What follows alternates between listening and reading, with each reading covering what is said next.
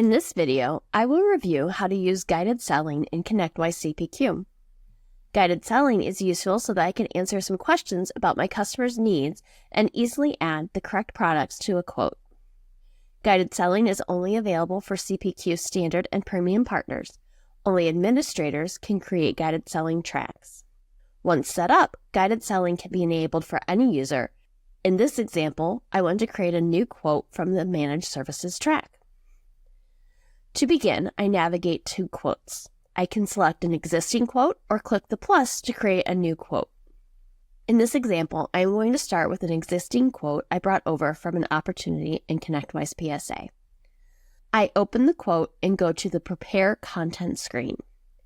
I select the tab that I want the products added to, Services, and click the Guided Selling icon on the toolbar. I select the Managed Services sales track to open the form. I answer the questions on the form and click Submit. The products associated with the answers have now been added to the Services tab on my quote. I have reviewed how to use guided selling. For more information, please click Help in CPQ to access documentation.